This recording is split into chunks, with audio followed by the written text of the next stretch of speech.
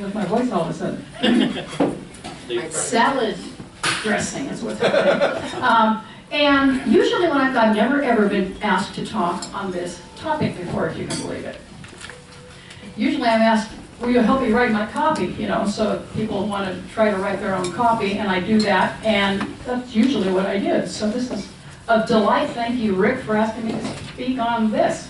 But because I usually do the other thing, I have a whole table full of materials there.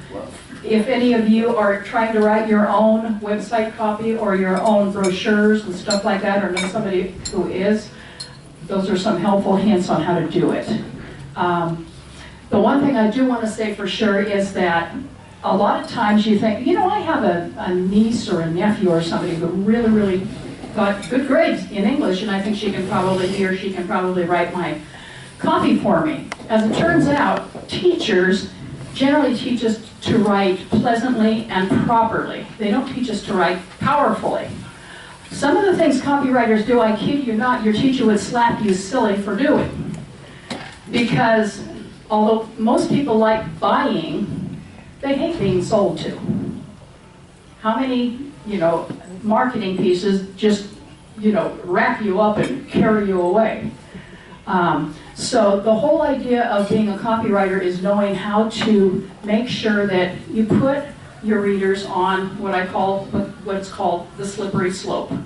You have 8 seconds to capture their attention, and that's really hard to do because most people are exposed to 3,000 to 6,000 messages every day. You get in your car, you go in the bathroom, you look up on the wall. There are 100,000 people vying for your attention. You have to be able to put them in what we call, and it sounds awful, a waking trance. And a waking trance is, if you've ever been driving somewhere, you're 30 miles out and you go, oh my gosh, how did I get here? Or you're watching a movie, you're totally enwrapped in it, you are crying like crazy, and you realize later that was a movie, that was celluloid, that wasn't real, but you were there with them. That's a waking trance. And a copywriter has to be able to do that. They have to be able to very quickly grab onto you. And they usually do that with a series of techniques that they learn by reading copywriting books and just getting it done. But among them are things your teacher would slap you for doing. Every time there's a period at the end of a sentence, especially if it's a sales piece, people have permission to leave. They don't have to go on. But if your next word in your sentence is and or but, the mind is an insatiably curious, mechanism, and it wants to know and what, and but what, Now you can't do this all the way down the thing, or pretty soon people are going to be going, okay, I got it. But there's other things you can do. You can do alliteration, you can do rhyming. I bet you everybody, if you're old enough, everybody in the room can finish the sentence. You'll wonder where the yellow went when you brush your teeth with Pepsodent. Double the pleasure, double your fun, with double mint gum. These are jingles and things that we learn. And when you really think about it, words are the most powerful way we have to communicate, especially if you're in the copywriting business. So there are these techniques and tips that you can use to make sure that those people stay on that slippery slope and get them down to where you want them to take whatever action you want them to take, whether it's pick up the phone and call us, download my special report on how you can, The other thing you have to know about your target audience is, what are their pains, problems, or predicaments? I see an awful lot of websites, and it seems almost like desperation, like, we're the best, come see us, we've been here for 30 years. You have to remember, it isn't about you. It's about the person coming to your website. It's about their pain and their problem and their predicament. Your pain and your problem and your predicament might be they're not coming in. Their pain and their problem and their predicament is, I have this situation, I have this challenge, and I want it fixed. And I see an awful lot of home pages that are just like, all about me. Oh, I'm so great, come see me. Unless you can really tie into their pain, and so that the person visiting your website is saying, she gets me. She gets me. She can help me. The other thing is, never, ever, ever claim anything that you can't absolutely deliver. Because if you ever lose anybody's trust, you've lost them forever. So you have to be careful. I mean, another thing, I will often get asked to please write testimonials for people. I don't write testimonials for people. Their clients can write testimonials. I can tweak their testimonials. But a testimonial should actually be, picture this, from the person who actually has done business with you. So you have to really be careful when you're looking for somebody to serve you. Be sure they are actually almost kind of a gatekeeper. Be sure they're not always just, whatever you want, I'll write it for you. Because A, they could put you in prison, and they might be right along with you, because if I did something like that, that would be a violation of Federal Trade Commission rules. We don't write testimonials. We can fix them. We can make them into sound bites. You know, a lot of people take 30 words to say what you can say in 5 and be a whole lot more powerful. It's okay to do that as long as you don't change the meaning of the word, what they were trying to say. So there's just a lot of things that copywriters do that I think most people think, well, I think a good writer should be able to do that. You know, always be sure, ask them, what copywriting books have you read? Who are your favorite copywriters? What 3 mistakes did you make when you were starting out? You know, stuff like that, so that you're asked to see their portfolio. Stuff like that, just so you're not, because anybody can hang a shingle and say, I'm a copywriter, unfortunately. So you just got to be really, really careful, because I end up fixing an awful lot of people's copy. They'll outsource it to like India. India is really inexpensive, but you know, you can basically only line the bottom of a bird cage with what you get back often. Not always, not always, but most of the time you can line the bottom of a bird cage with it. And the people have put out money, they have believed in these guys, they think cheap is good. Cheap is not good if it doesn't do what it was supposed to do. So, are there any questions? Or you want to just keep on filling the beans? You're on the roll. Yes? How small a business do you work with? I work any business from startups to small to medium-sized business. I work with entrepreneurs a lot, speakers, writers, you name it. About the only ones I really kind of avoid is, Jackie will love this, banking, finance, real estate, insurance, securities. Not because I don't think those are absolutely valuable things. Most of those have corporations that are writing their work for them.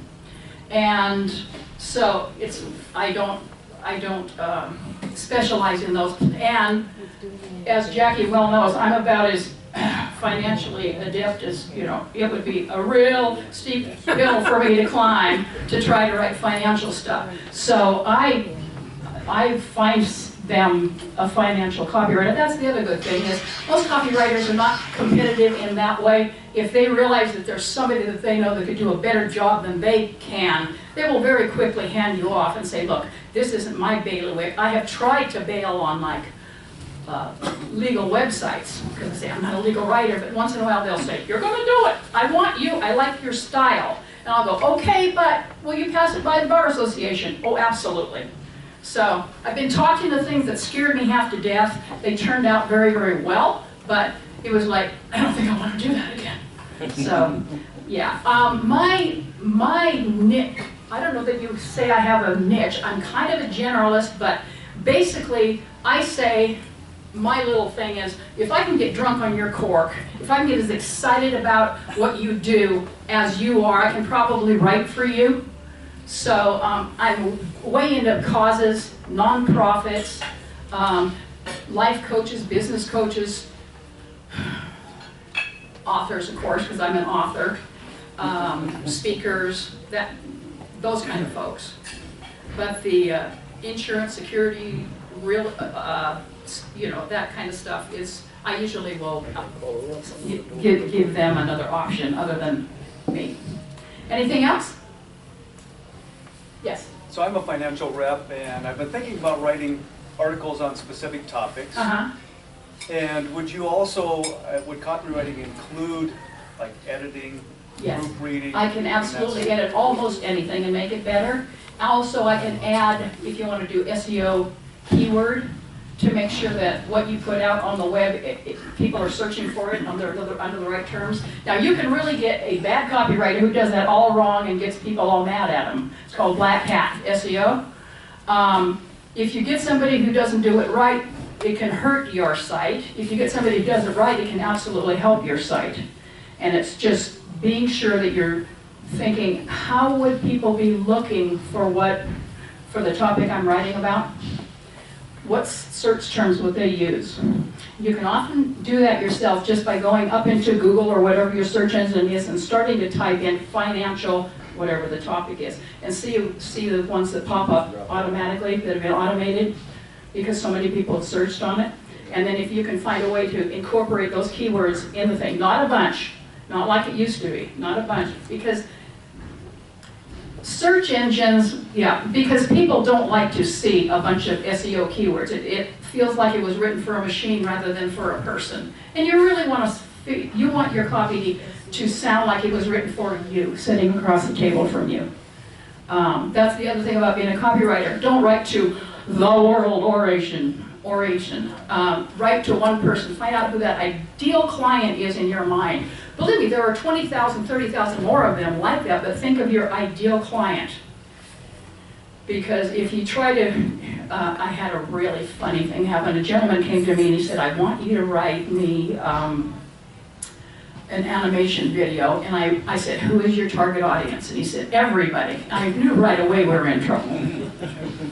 I said, what do you mean, everybody? It was a wonderful thing. He had developed an app that was for people who are on the front lines who don't know if they're going to come home that day. We're talking first responders, military people, people who just don't know, policemen. We don't know if they're coming home tonight. You just don't. You don't know.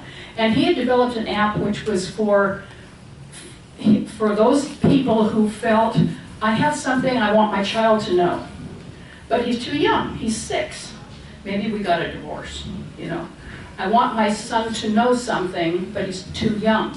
So it was an app designed to be able to, in video, audio, or in any other way, leave a message that even if this person didn't come home, there was a way for them down the road when he's 18 or 19 or 20, when it's time for him to learn whatever it is his parent wanted him to know, he could get a video from him explaining whatever it was that he wanted to. Well, I thought that was a terrific idea. It's absolutely fabulous. But he wanted it to be like a singy, happy, kind of a happy dance song. And I'm going, you want to hit the target audience. You want the people who know they might not come home tonight. It was only $15 a year. It wasn't like it was going to cost them a lot of money to do it. I said, you need to do a targeted video so that the people who are most likely to whip out their wallet and give you money will do it. Because then you can start to target other audiences. You can target the audience where son turned 12 years old and now think his mom and dad are dumber than a cork, and you still have things to say, but you might not be there down the road, so you can leave those messages. But I said, right now, what you need is money in your pocket, and so you need to target that audience. He didn't get it. He wanted this happy, singy, Pharrell Williams type, and I said, you know what? I'm not your copywriter. I'm just like, he didn't get it, you know? So another thing about copywriters, and very often they can help you determine who your target audience is.